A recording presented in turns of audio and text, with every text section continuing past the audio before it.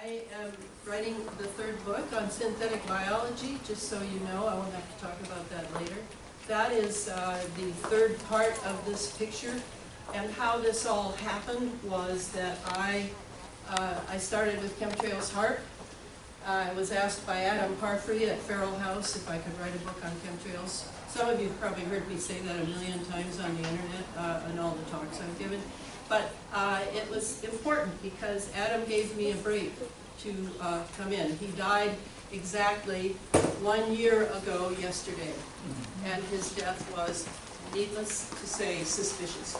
So Adam really put me forward as as an author. In his retinue of authors, I was quite unusual. I was not writing weird stuff and personalized. I was actually doing lots of footnotes and research. So I want to thank Adam Parfrey for having done that. I will go with Feral House for the third book, and then my hope is that I will be done and have said as much as I can to the public about how to survive what is happening right now. And because we do not have a governance or a scientific community that is willing to talk. There are many reasons for that. Transhumanism probably being the ultimate reason that we are now being subjected to a process that moving us further and further toward an AI-run civilization in which we will be transhumanist, cyborg adjusted.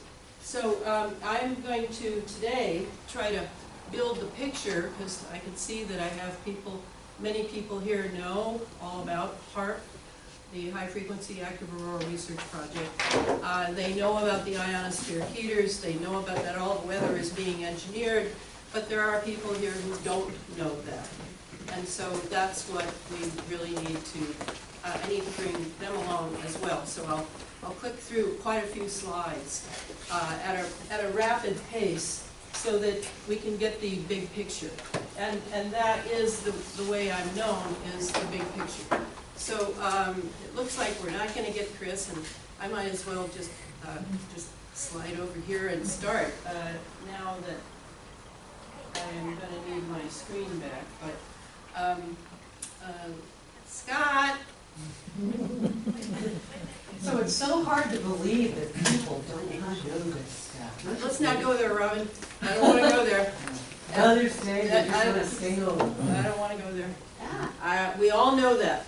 We all know that. We all know that most people don't like bad news. So there you go. And they want to pretend that the government or authority figures will take care of things for us. Despite all the bad news we've had on our authority figures and the government officials and the corporations, there is that hope springs eternal in the human breast that somehow we will be bailed out. But I know that no Martin Luther King is coming, and I am simply a citizen with some skills, and I have now given 8 years of my life to this project, not knowing that it would be that long, but it doesn't matter, because each time, each layer I pull up and open ends up leading me into all sorts of new insights into this.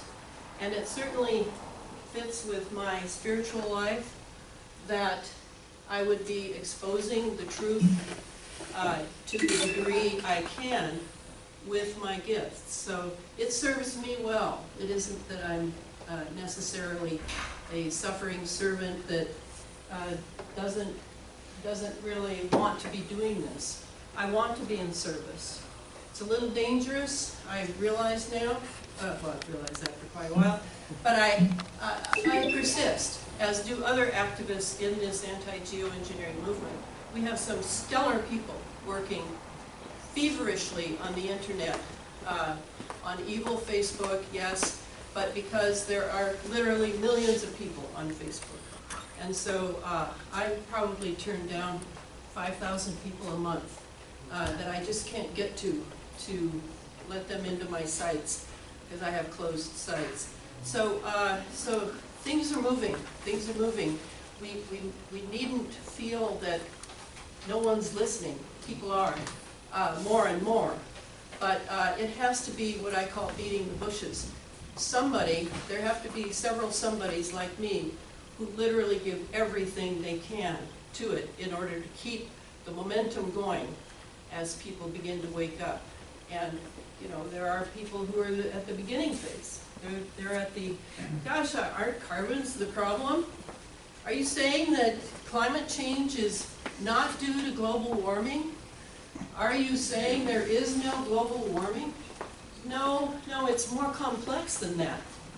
It's very complex, and all I do is I bring in the military-industrial intelligence complex part. That's what's missing from all the conversations that go on at all the conferences that are big money. And now, as you know, environment has become a big business opportunity. And there are all sorts of bioengineering opportunities. Obviously, we have entered a new time, a new era, in which the fat cats will become fatter. And the thing that is most unique is we have seen various parts of the United States and other nations, certainly developing nations, used as experimental lab rats for our various weapons and our chemical, biological warfare weapons. We've seen that. But this is a global delivery system. This is brand new. There is no way around it. This is a delivery system. And my purpose is to show you approximately how it works. And hopefully you will read the books. I'll give you now just a sense of those books so that you know what you would be purchasing if you did buy one. Am I getting rich on these books? I made, let's see, I made $5,500 last year in royalties. My publisher gets 93% of every book I sell. I get 7%. So let's dispense with the idea that I'm trying to pander my books to become wealthy and live in the Bahamas. That's not going to happen. But Chris, are you there? He's here. Can I hear him? Yeah. Chris, can you hear us? We can't hear him.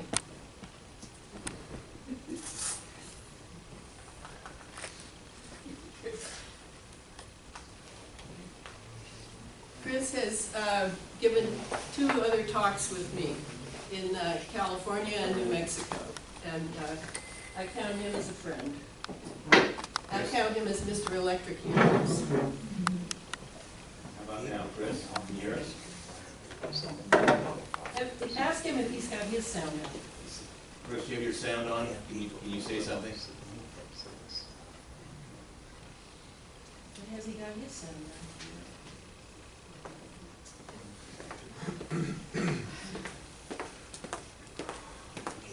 Chris?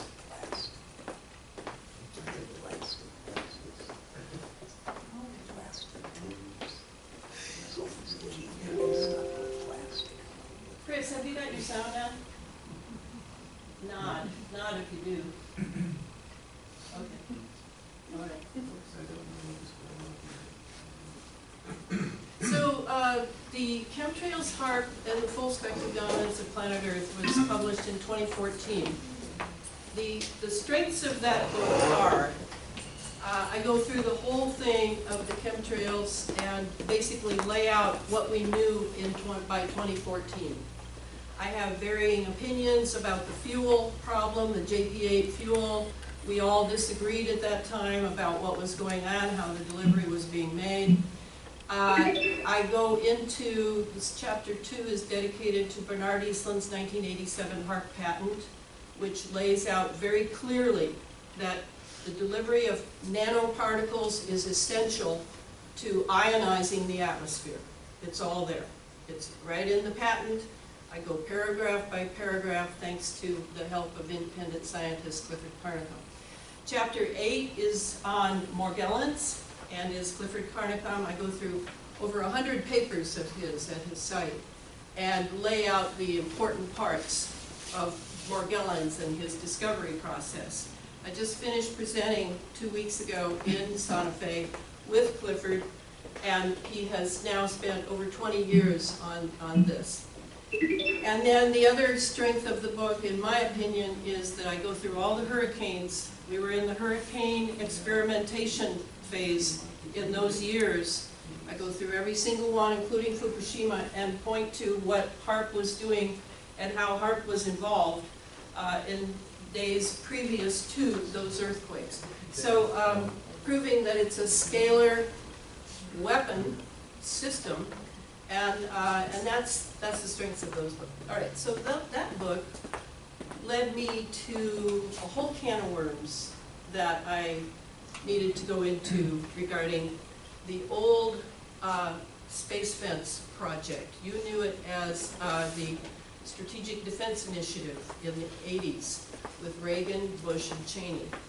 And that was, we called it Star Wars, because lo and behold, gosh, they brought out a pre-programming series of films called Star Wars in 1977 to prepare us for the SDI program. But they discovered that the SDI program would not work for what they needed because the atmosphere was too empty. It just wouldn't conduct. They wanted conductivity in our atmosphere. So that's about when Bernard Eastland presented his brilliant patents for an ionospheric heater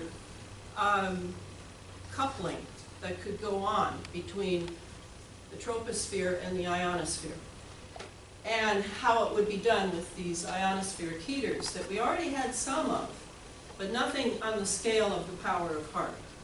So that led me to going back into the SDI with its space fence. At that time, the space fence was just a necklace across the southern United States from coast to coast, radar installations.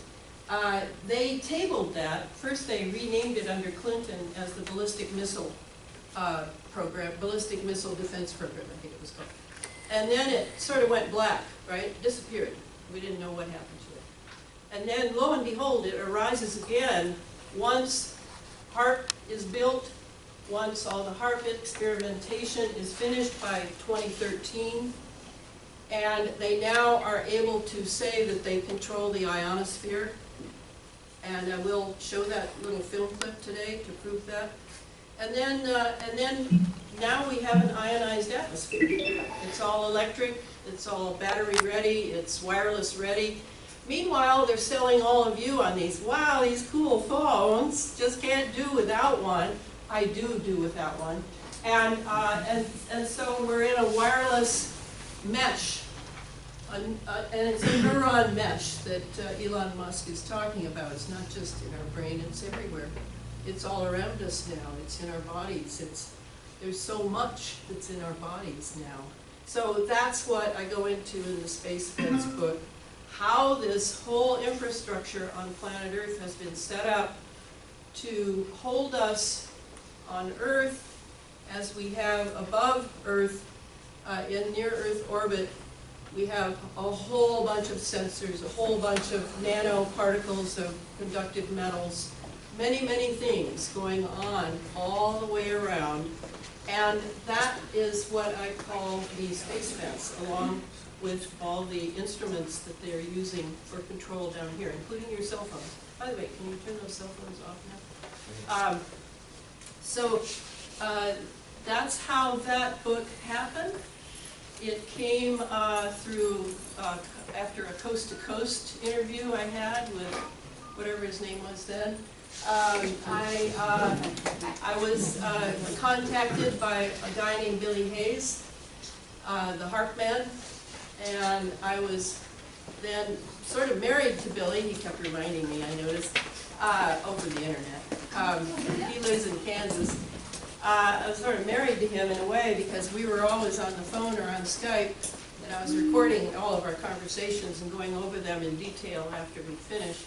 Billy was an MKUltra survivor of the U.S. military, and he had been crawling up towers and doing calibration for the military since he was 8 years old. His father had belonged to the CIA as well. And so Billy knew by chapter, verse, and wrote all the electromagnetics that I needed to know about and that were my particular weakness. I mean, I have a biology background, I do not have a physics background, so I've had to really scramble to understand all of the things that I write about. And Billy was a huge help to me those 2 years it took me to write Under an Ionized Sky. So now Billy is fighting for his life. He always has terrible health problems, tumors throughout his body from crawling up 240 microwave installations, phased array antenna installations around the world. So, you know, I always give thanks to Billy. Without Billy, I don't think that book would exist. Then through that book, and discovering all the nanotechnology that is now part of our lives without any vote or any information to the public about it, I have begun the synthetic biology book, which will be quite different from the other two. In the other two, I sort of prove myself that I can understand this technology, that I do understand how it works, that I do have a big piece of the big picture without having access to classified documents. Most documents are on the web, by the way.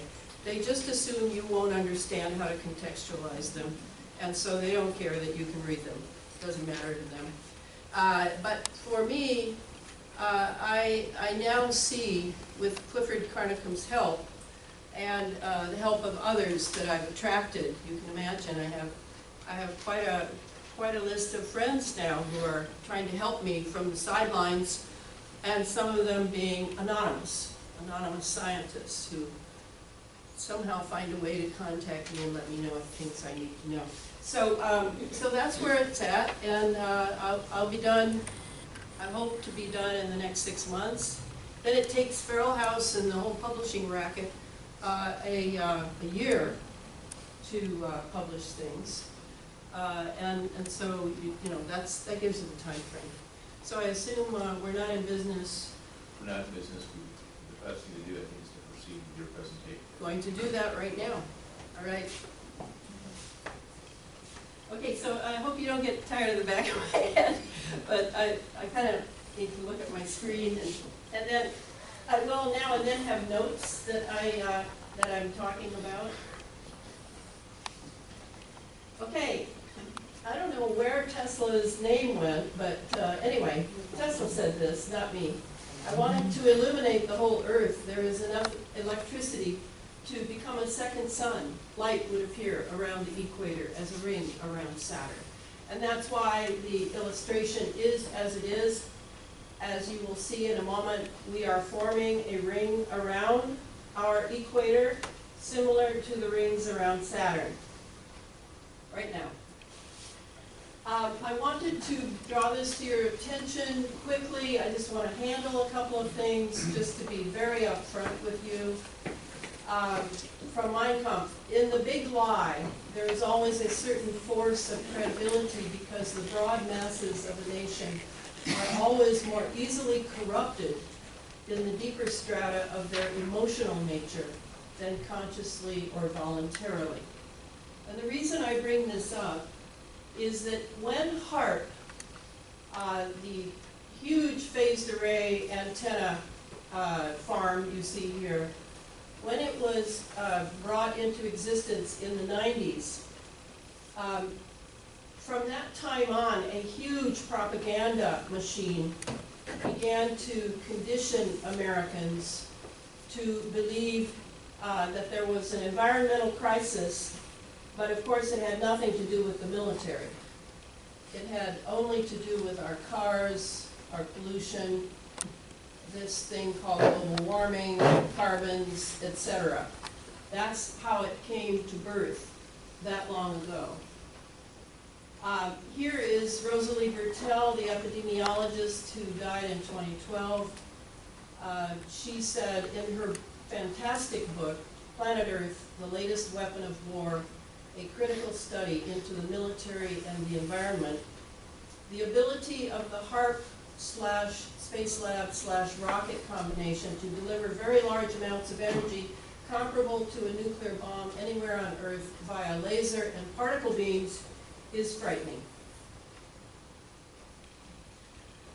Here is, let's see, how am I going to do that? Or just do it.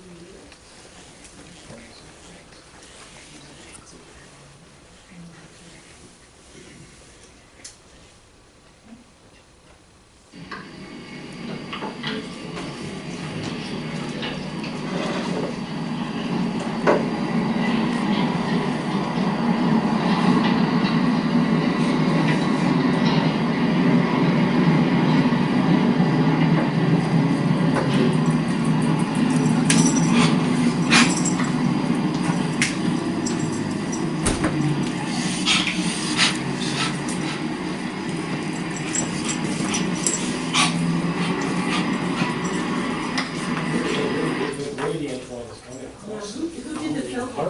Somebody in Japan? Yeah. Obviously.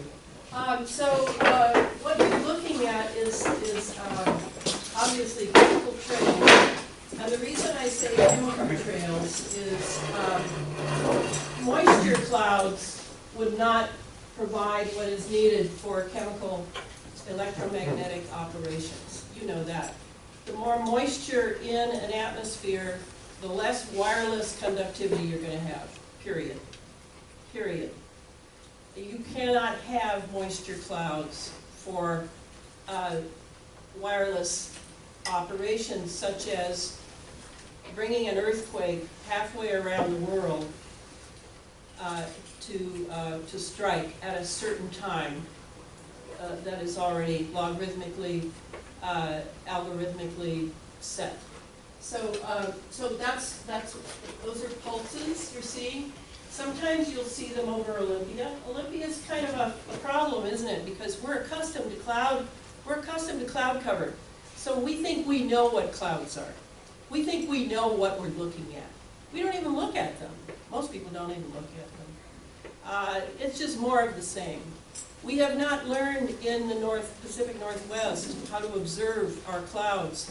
When I travel to other cities and parts of the country, they can really observe, because they're accustomed to clear skies as well. There is no clear sky anymore, by the way. It's just a sort of hazy kind of clear that's going on with lots of particulates in it. And you will now know that when people ask you about that the particulates are essential for wireless operations. They have got to be in the sky 24/7, or you cannot conduct multitudes of wireless operations. So there's another picture of it, harmonic resonance manipulation. So we're talking about frequency here, right? Talking about pulsing, about frequency. This is the name of the game now. Everything is about frequency. This is how the scalar weapon works. When you use the ionospheric heaters as beams, could you use a laser beam if it were strong enough? Yes, you could. You could use any directed energy weapon if it were strong enough over a target area. You would have 2 to 3 beams. 3 beams for a holograph. If you're going to do some sort of hologram in the sky, not just Jesus and Mary, but maybe something else, you're going to need 3. But otherwise you can use 2. And you cross beams over the target area, the interference zone, and then you let fly. And the scalar potential beams will do their job. Now, for scalar, I am no expert. I too am studying it. This is a whole other ballgame, and it is exactly what HAARP was created to do, is scalar operations. For this, those who are taking notes are very wise. I highly recommend that you read Lieutenant Colonel Tom Bearden's 1992 essay, Background for Pursuing Scalar Electromagnetics. I discussed Scalar in chapter 3 of Under an Ionized Sky, along with the disappearance of the concept of ether, and along with what it means to live in a plasma era under a plasma atmosphere.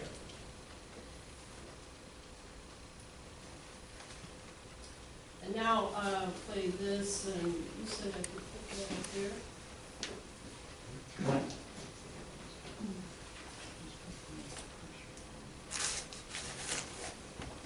Mr. Chairman, and thank you to all of you this morning. Very interesting. I wanted to ask a couple questions here about HAARP, the High Frequency Active Auroral Research Program. Several of you at the table have a little bit of a piece here. As you know, this is located up in Alaska. It's currently funded by the Air Force Research Lab. It was formerly funded by the Office of Naval Research. One of the prime customers is DARPA, which is currently running experiments at the facilities there. So questions to several of you this morning. I'm told by the president of the University of Alaska that the Air Force has pulled its support for the facility, and they're taking steps to demolish it or take it down this summer. He's making the argument that there is other opportunities for us, and is trying to find a path where the university might be able to take title to the facility. I'd like to start with you, Dr. Prabhakar. I understand that a lot of folks here on the committee probably don't understand what HAARP does. I think most Alaskans don't really know what HAARP does or why the agency is involved in it. So a very brief explanation, and then a more direct question. Would you be disappointed, or would you lose something if HAARP were to go away? Senator Murkowski, as I think you know, one of our programs has been using the HAARP facility for the research that it's pursuing. And my understanding is that we did get value out of that interaction. The P in DARPA is projects, and we're not in the business of doing the same thing forever. And so very naturally, as we conclude that work, we're going to move on to other topics. So it's not an ongoing need for DARPA, despite the fact that we had actually gotten some good value out of that infrastructure in the past. Understood. Then to Dr. Walker and Mr. Schaefer, then, Dr. Walker, your agency is currently running the facility. I mentioned that it's our understanding through the president of UAF that plans are to move forward and demolish the facility this summer. So the question to you is that accurate? Can you explain why? And then perhaps to both you and Mr. Schaefer, is there any benefit in exploring a potential relationship with the University of Alaska to perhaps take over the HAARP? Thank you, Senator. The Air Force has gotten great value out of HAARP in the past. Or at least. We took over from the Navy and managed it, and actually did a number of experiment campaigns up there, and have finished our work that we were interested in doing up there. We've moving on to other ways of managing the ionosphere, which the HAARP was really designed to do, was to inject energy into the ionosphere, be able to actually control it.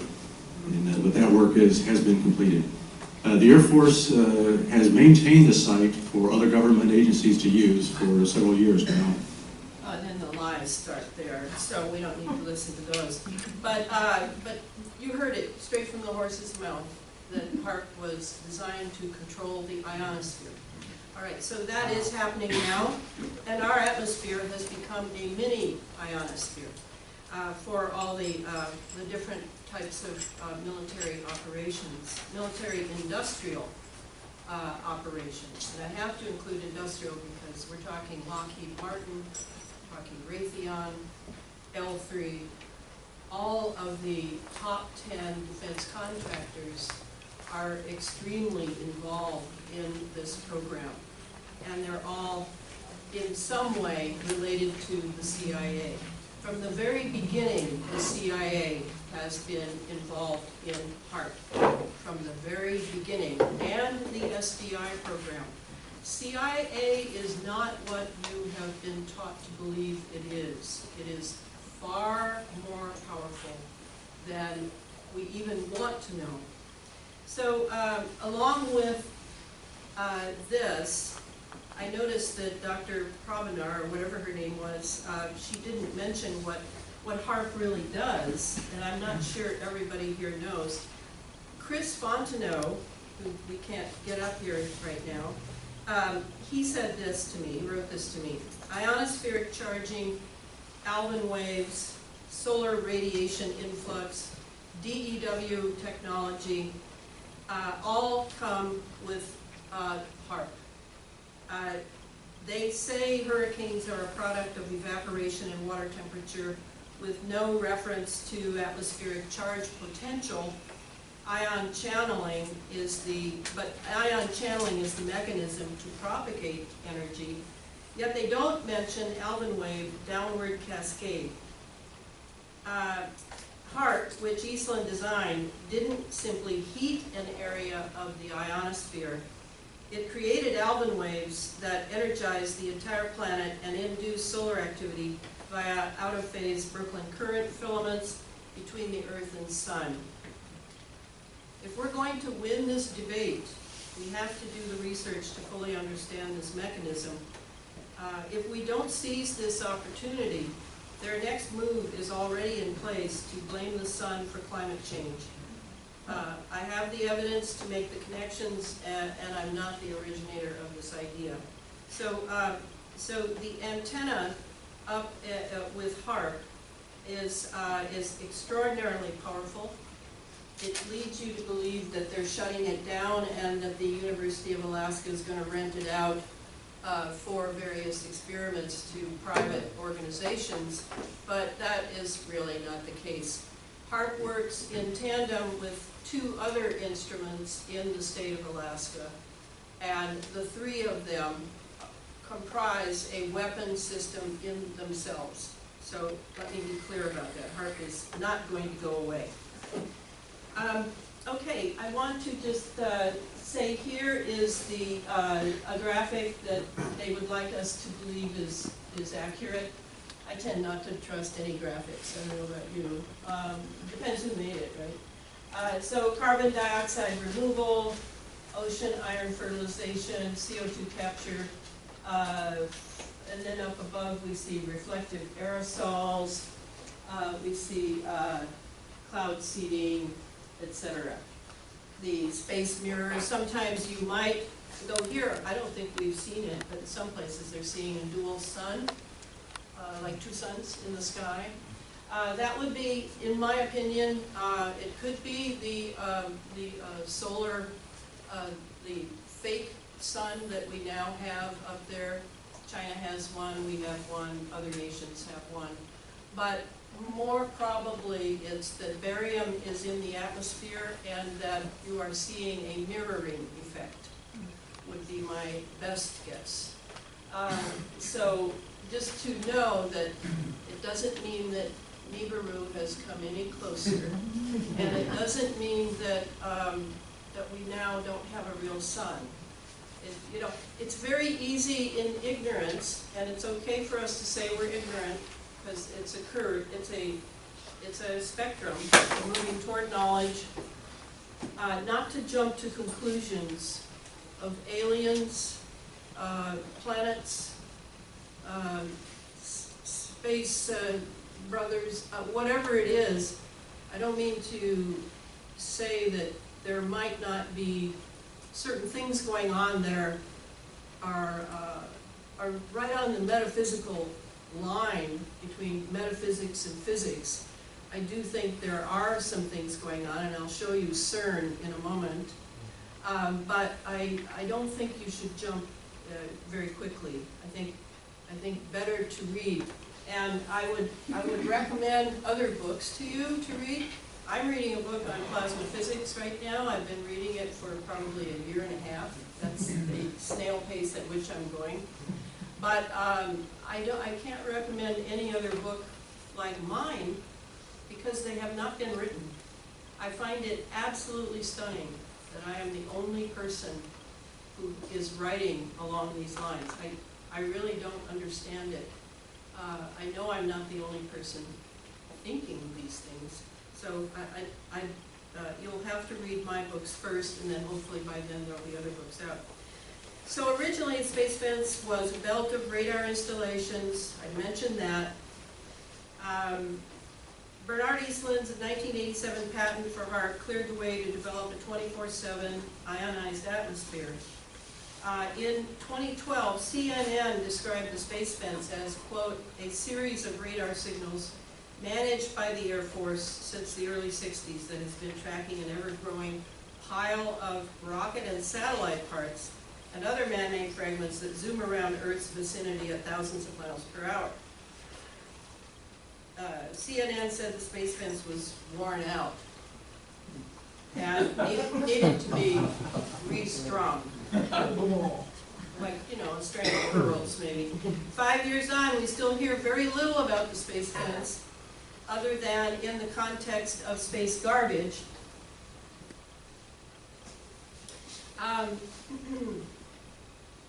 The new unit going up in Kwajalein Atoll of the Marshall Islands, and cool Lockheed Martin space videos, like the one I'm going to show you in a moment. Let me put this one here.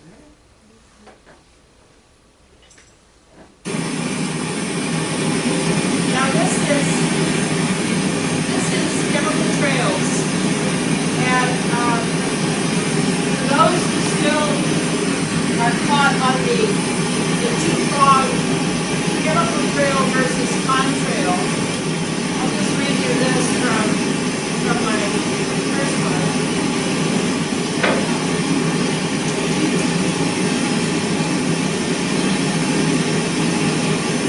Turn that down with the speaker there.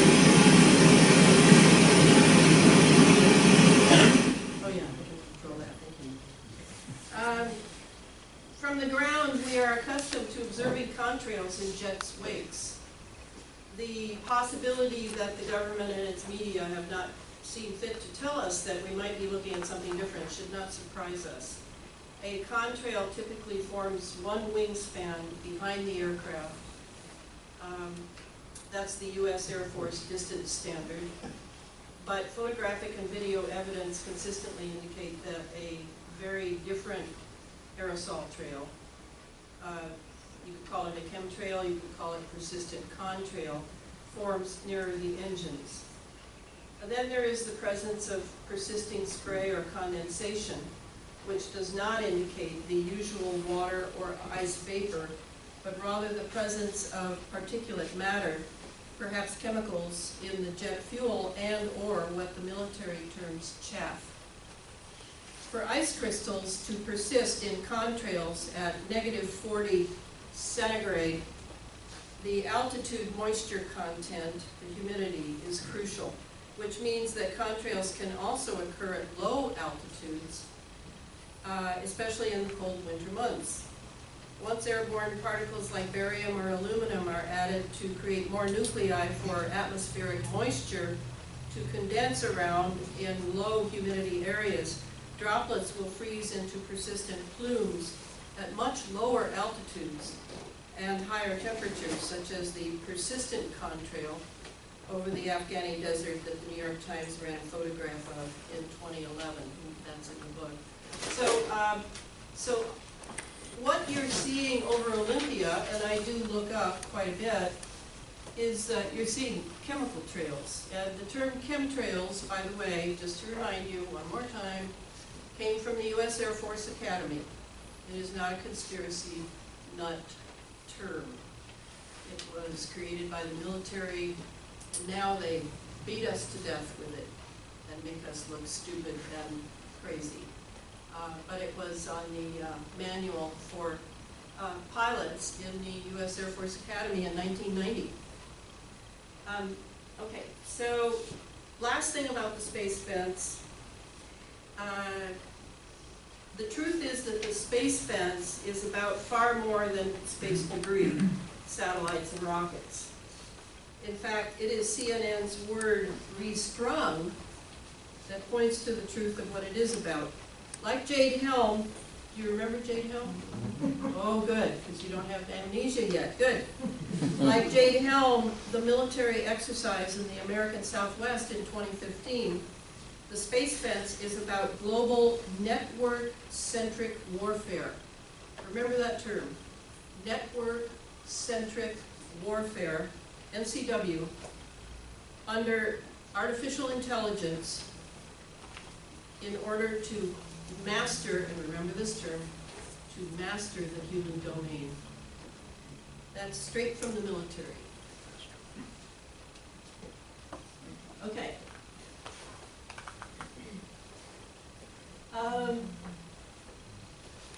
The other thing I wanted to mention is the carbons that is such a point of contention among people. Such that I never mention that C word in Olympia at all anymore.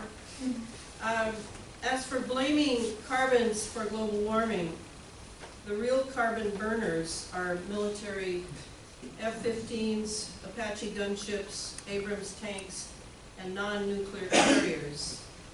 In 2006, the U.S. Air Force burned 2.6 billion gallons of jet fuel. According to the EPA, each gallon of gasoline produces 19.4 pounds of carbon dioxide and diesel 22 pounds. The carbon question is much more complex than we are led to believe. Is carbons our main problem? No. It's a problem in that we don't have enough carbon for the life forms on the planet. But in my opinion, it's another case of Goebbels' big lie. We've been lied to about it because there is a contingency in power. I don't know quite who they are, though I kind of know where they are, what organizations they're in, that really seeks to be anti-life and to undermine life on planet Earth and to produce another form of life that they themselves will create.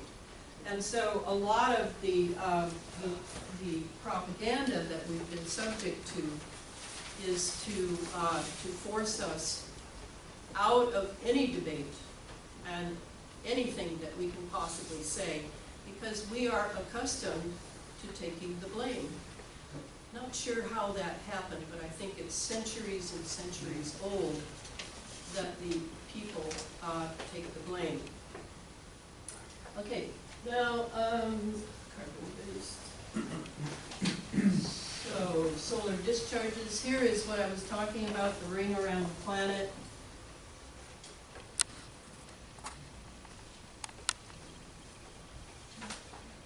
Discovered a human-made barrier around Earth, protecting against the natural particle radiation in space.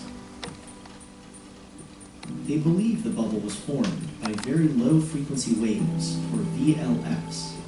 VLFs have been found to interact with the particles in space, affecting how and where they move. VLFs are used for radio communications, including with submarines, because they can penetrate deep into the ocean. The waves can also travel far into the environment around Earth. By understanding more about how VLF transmissions help shape our space environment, we learn more about this complex region surrounding us. The more we know, the more situational awareness we have to protect our satellites from natural radiation in space.